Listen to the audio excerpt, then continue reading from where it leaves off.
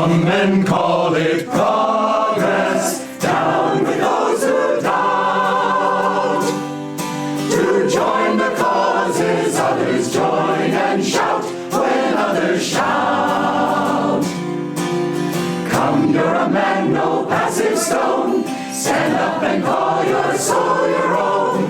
Go on alone, go on alone. Banish weakness, go on alone. Go on alone, go on alone. Don't look back, just go on alone.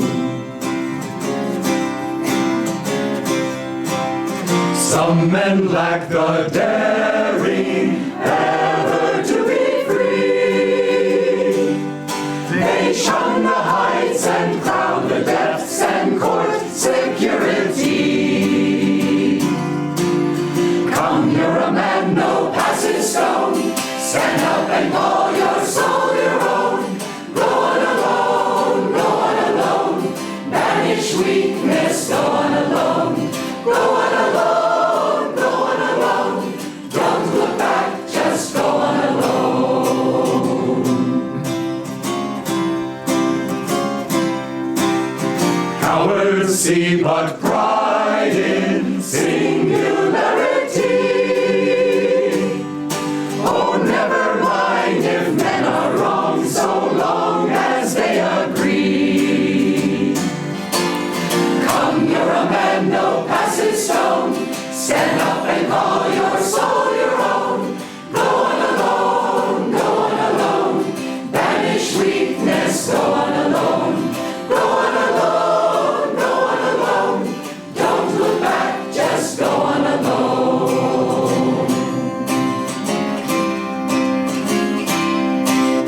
Claim the power within you, ever to defy. The world may change or disappear, but truth can never die. Come, you're a man, no passive stone. Stand up and call your soul your own. Go on alone, go on alone. Banish weakness, go on alone. Go on alone, go on alone. Don't look back, just go on alone.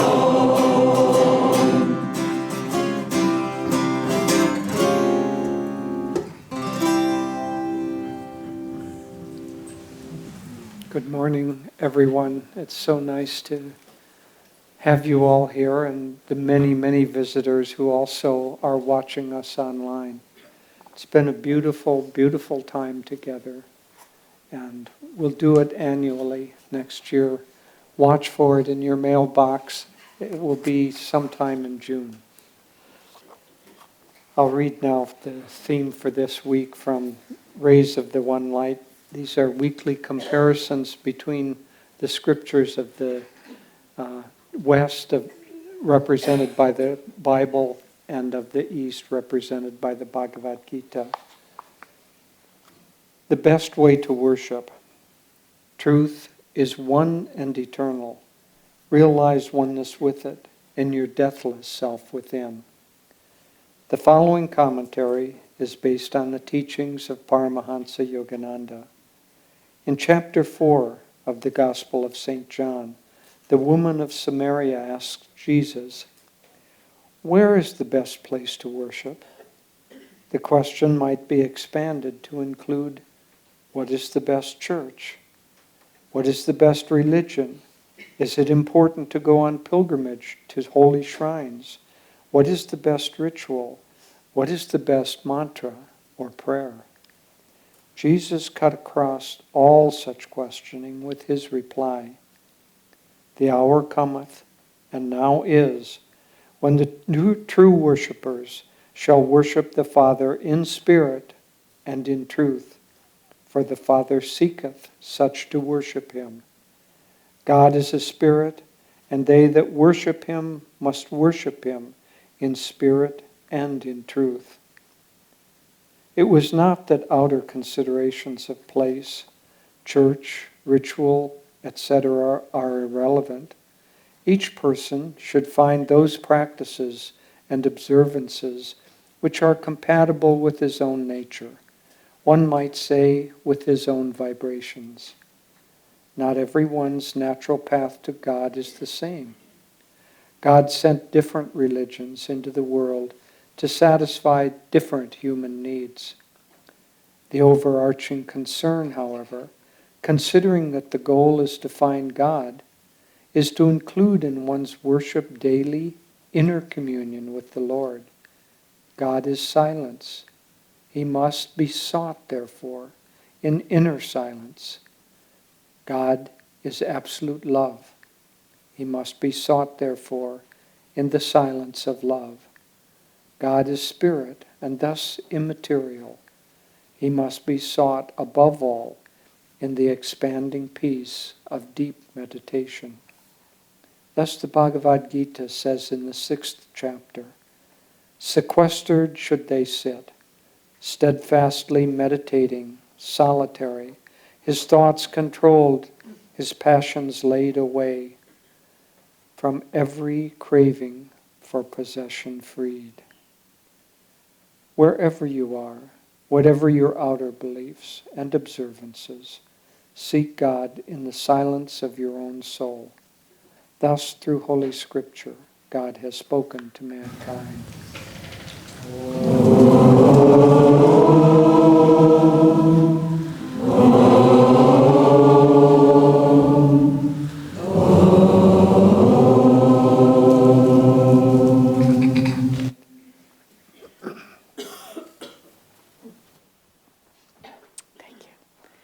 Good morning, everyone.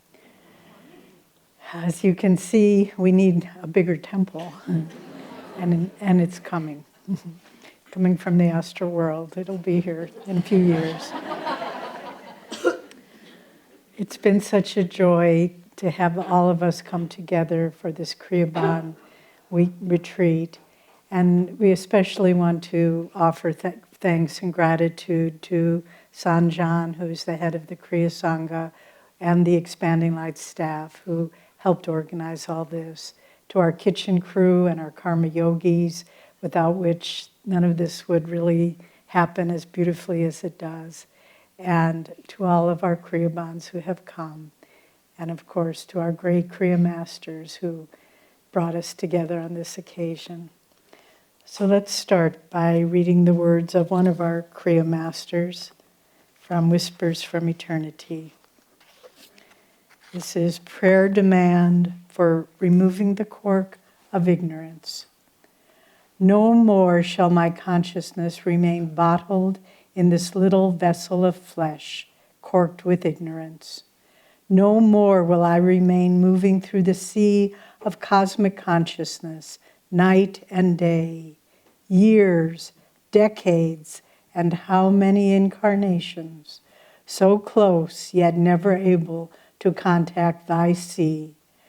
Through the bursting vibration of cosmic sound and the surging of thy holy name, I have removed the cork of ignorance which so long separated me from thee, though we lived together so closely.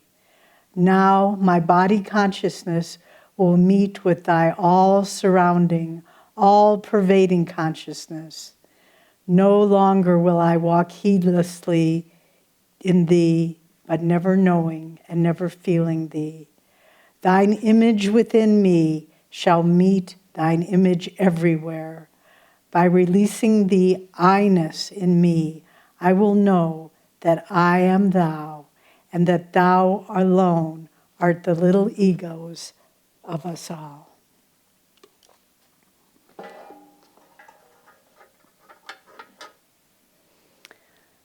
In the Autobiography of a Yogi, we read of the Christ-like life of Lahiri Mahashaya.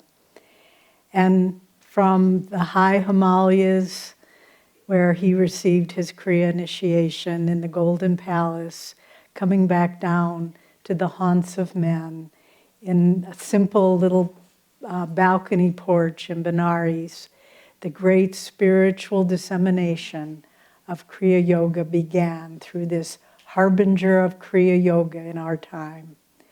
And he gave his teachings freely to all who came.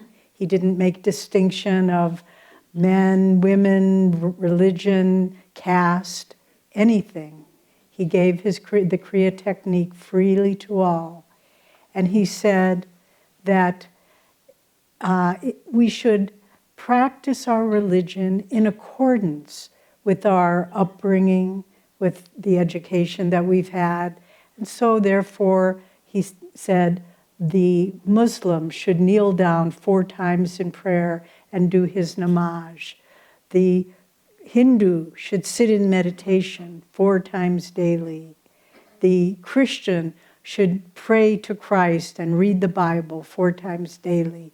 But after all that is said and done, do your Kriya. So when we come to the question of what is the best way to worship, and this is our topic today, so appropriate for, let me move this out of the way, so appropriate for our Kriya weekend. The best way to worship God, as Christ said in the Bible, is in spirit and in truth. The great exponent of yoga, Swami Shankaracharya, had a wonderful saying apropos to this topic. Last fall, a year ago, Jyotish and I and Diana had the great opportunity to go to Badrinath, where there's a shrine to the Shankaracharya. It's a very considered one of the great pilgrimage places in India. And we sat there and we meditated at the shrine to Shankaracharya, where there's an image of him, and felt great power, I must say. It was a great blessing. But Shankaracharya said, outward rituals, outward observance of religion cannot destroy ignorance because they are not mutually contradictory. So what does that mean? Outward rituals take place still, even the best of them. If they're done only mechanically, if they're done only without really feeling divine presence as we do them, they exist on the plane of duality. And as long as we are on acting, thinking, experiencing our lives on the plane of duality, it cannot cut through ignorance. On the other hand, outward rituals done with awareness of God's presence can bring us deep communion. When you read of the life of a modern saint of Italy, Padre Pio, great saint. We also had the opportunity to go to San Giovanni Rotonda, where his body is interred on the eastern coast of Italy. And Padre Pio would observe the Mass, and as most priests would do it, it would, maybe take an hour. When Padre Pio would do it, it would take 4 hours, because every movement, every word, every offering, he could barely speak. He was so absorbed in God's presence. Well, for most of us, it's hard to get there from here. But that's why we've received Kriya Yoga, because it is only by worshiping God in spirit and in truth that we can achieve the state of consciousness of these great ones. And so what does it mean to worship God in spirit? Let's start with that. Spirit is immaterial. It is consciousness without form. And if we want to merge with that immaterial consciousness, we have to find that part of ourself that is immaterial, that is pure consciousness. And that begins with awareness. As Jyotish was saying so clearly in the talk that he gave long ago on Friday. Seems like a long time ago, doesn't it? He was saying, what can we control when we do the Kriya? We can control the breath. The breath is immaterial. The breath is, just as Christ said, I cometh like the wind. No one knows where it listeth, where it will go. That's the breath.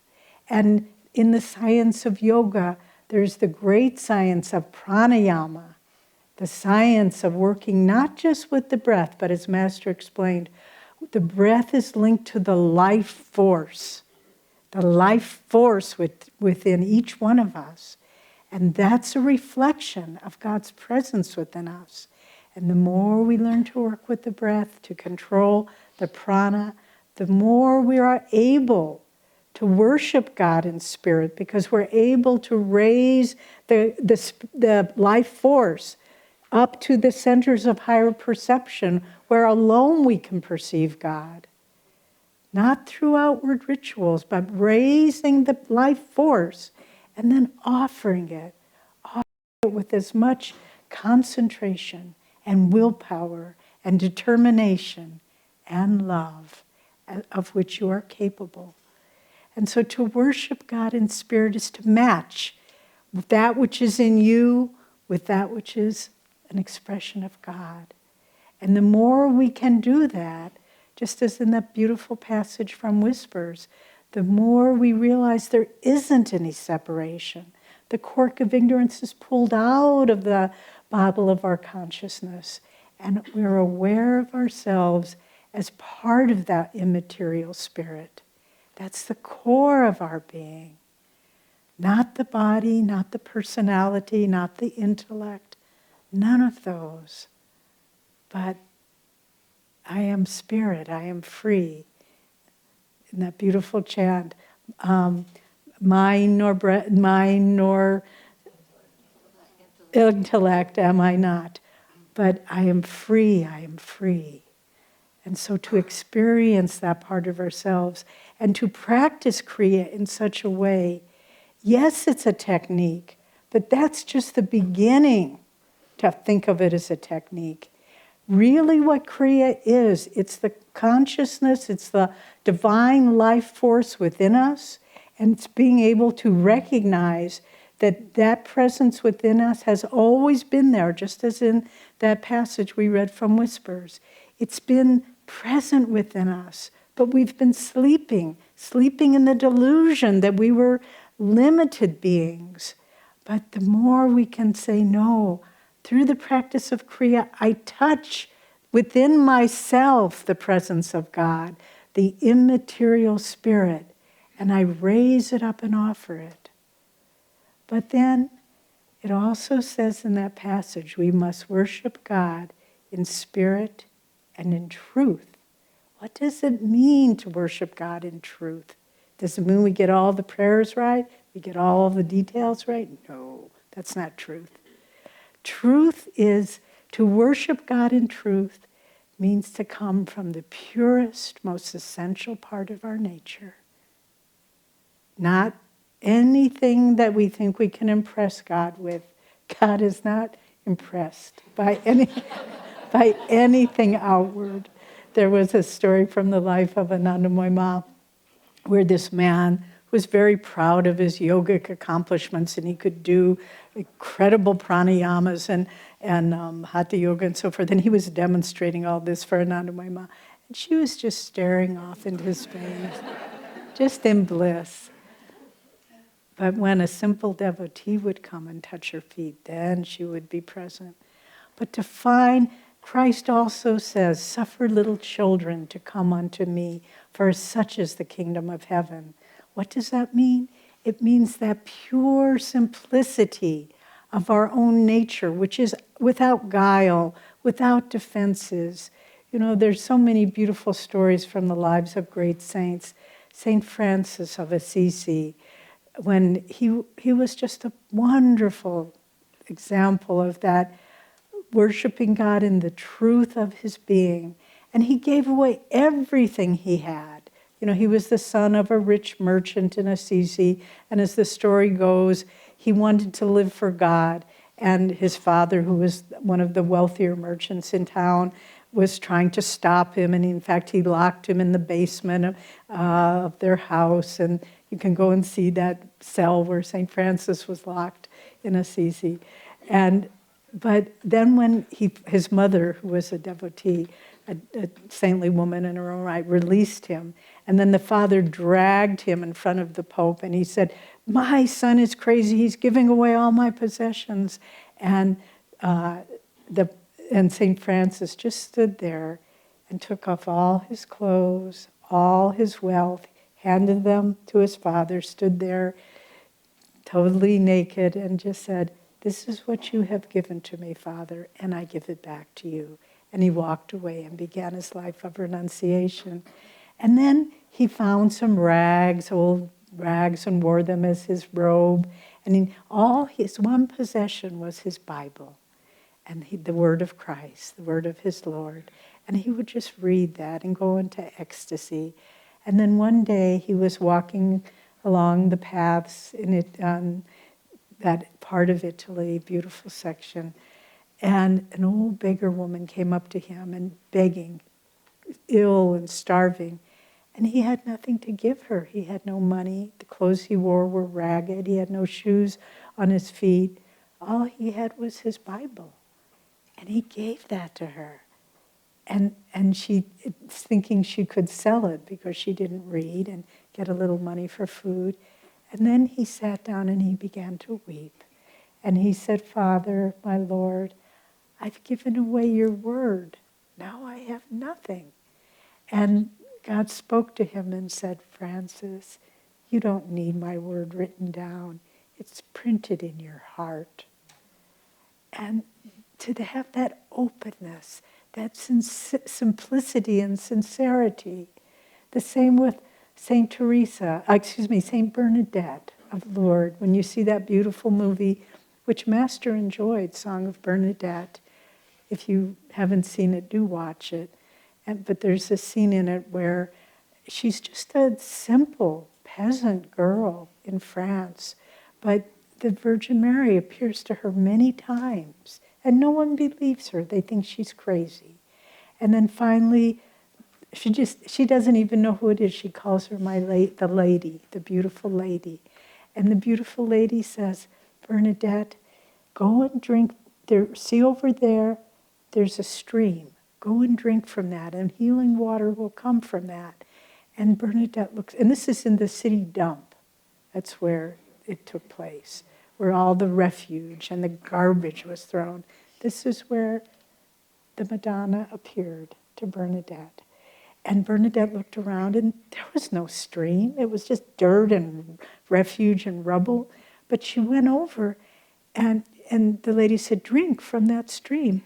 And so she started just taking the dirt and putting it in her mouth and drinking it. And everyone was laughing at her, the whole town. And her mother, who felt so bad for her, tried to pull her away. And she said, no, the lady said to drink from the stream. And then they finally took her away. But as they walked away, that water started flowing from that spot. And that was the waters of Lourdes, which have healed thousands and thousands of people. So to worship God in truth means to hear what he or she says to you and do it to the best of your ability, not with any ulterior motive, not for what it looks like for others, not whatever they may think of you, but to do it to the best of your ability. It doesn't have to be great. I remember in the early years of Ananda, when all we had was the meditation retreat, and it was Spiritual Renewal Week, and I was on the staff. And in those days, we didn't have Wi-Fi. We didn't have computers. We didn't have email. We didn't even have a telephone. And so the only way we could get reservations was through mail, snail mail. But that was the only mail in those days. And so we really never knew who was coming. And so our staff had to stay up late be in the office till about 9 or 10 sometimes, because we never knew who was going to show up. And so this was Spiritual Renewal Week. I was on the night shift. And people started coming. We'd given away all the tent platforms. We'd given away all the little cabins. We had sorry to say, but we had a storeroom filled with the most incredibly unpleasant sleeping bags that we would give out to people as they would come. But people kept coming and coming. Finally, there was nothing left. There was no sleeping bags, no blankets, no pads. And I was just about to leave, and a man came. I don't know what time it was, 9:30, 10. And I thought, well, what can I give this man? And I realized, I said, just wait here a minute. I ran back to my little trailer where I was living at the time. And I got my little pad that I would sleep on in my sleeping bag, and I brought it over and I gave it to him. And that was the last visitor. We locked the office. And then I went back to my trailer. I just had a little wooden a little bed. So I think I put some towels down and found a jacket and threw over me for a blanket. And in the morning, I was going up to go back to the office to go to work. And Swami Kriyananda happened to be there. And he looked at me, and he didn't know. He had no way of knowing what had happened, but he knew. He knew. And he looked at me and he said, "Now you're getting the idea. Give it everything you have, even if it's unreasonable, even if it doesn't seem fair that you have to give up your own things. Give it." And so in your own life, to worship God in truth, it doesn't have to be great things, but whatever you're asked to do, whatever is in front of you, do it with God, do it for God, do it with everything you have, whether it seems fair or not, whether it seems somebody else is getting the better end than you are. It doesn't matter. It doesn't matter at all. To worship God in truth is to be like a little child and say, "Here I am, Lord." I loved what Diana said yesterday in her class when Swami said to her, "Masters will take care of it." And Diana said, "Master knows about me?" He knows about each one of us. Not a grain of sand, a sparrow falls without his sight, Master says in Samadhi. And so worship him from the truth of your own being, from the highest that is within you, the simplest that is within you, the goodness that you know you should do. You know, it's such a beautiful moment, and it comes in our lives, each of us, every day, when you know something's in front of you, and you think, "I don't really need to do that, do I, God? You know, I don't have to give it everything. I don't have to give this guy my sleeping bag, do I?" But you know you do. You know you do. And just to say, "All right, I don't resist anymore. I want to worship you in the truth of my being. Come what may. Take away whatever you want. I really don't care. All I want is to worship you in spirit and in truth, because I know that nothing else in this world will bring me any fulfillment, any joy, anything of value, except just to give who I am." God made each one of us. He gave each one of us a mission. And you think, "Me, a mission? I have to go back and go to work on Monday." No, you have a mission. And that mission is to discover the truth of your being and to offer it to God. And for each one of us, it's a different journey. I remember many years ago at a Kriya initiation, Swami, we each went up for his blessing. And then afterwards, there were a small group of us standing nearby. And he said, "I had the most unusual experience as I was blessing you. As each one of you came up, I felt the unique way you would find liberation." And it was thrilling to hear that. But each one of us has a unique truth that God planted in our heart, has a gift, has something of value that God put in our heart that we need to give to the world.